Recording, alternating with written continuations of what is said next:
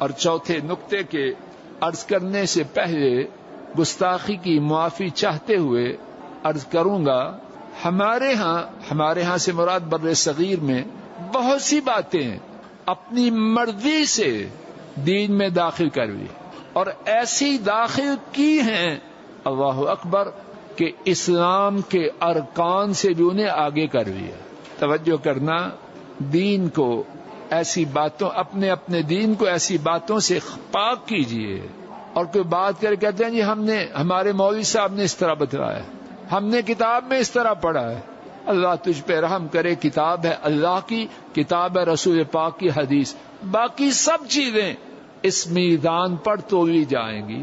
جو بات کتاب و سنت کے مطابق ہے سر پر اور دونوں آنکھوں پر، اور جو اس کے مطابق نہیں اس کی کیا حیثیت؟ اڑ جاتے ہیں کہ نہیں؟ چھوڑو یہ نئی باتیں کرتے۔ اچھی طرح تاکید سے، مقرر تاکید سے عرض کرتا ہوں، میرے اور آپ کے لیے، ہر مسلمان کے لیے جو معیار ہے، جو کسوٹی ہے، جو سٹینڈرڈ ہے، وہ کتاب و سنت، اس پہ تولنا ہے۔ جو اس پہ ہے ہمارے سر اور آنکھوں پہ، اور وہ آنکھیں نہ رہیں، وہ سر نہ رہے جو کتاب و سنت کی بات کو سر اور آنکھوں پہ نہ لے۔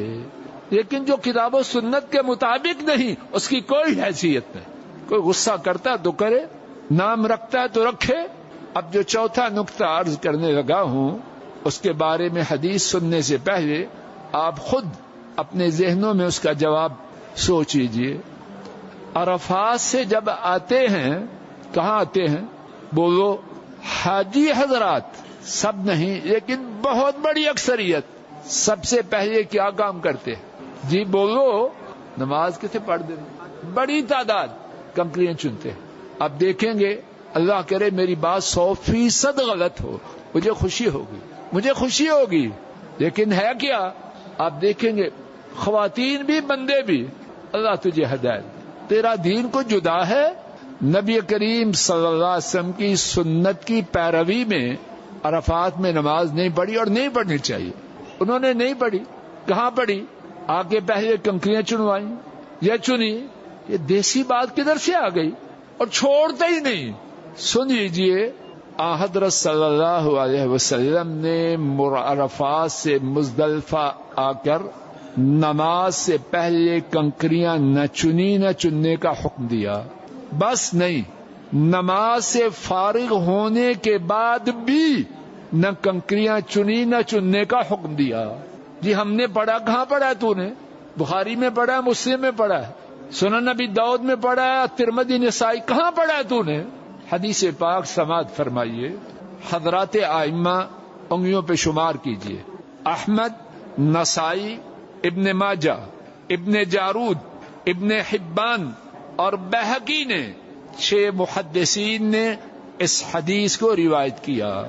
حضرت فضل، حضرت صلی اللہ علیہ وسلم کے چچا کے صاحبزادے، وہ روایت کرتے ہیں رسول کریم صلی اللہ علیہ وسلم نے 10 تاریخ کی صبح کو، سن رہے ہیں میری بات سمجھ میں آ رہی ہے کہ نہیں؟ بولو۔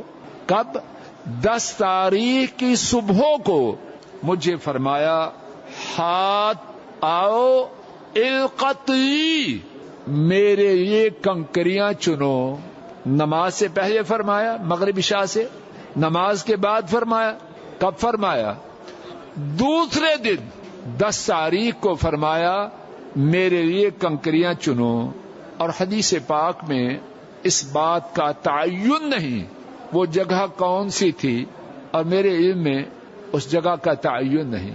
وہ جگہ مزدلفہ بھی ہو سکتی ہے، راستے میں بھی ہو سکتی ہے، اور مینا میں بھی ہو سکتی ہے۔ میرے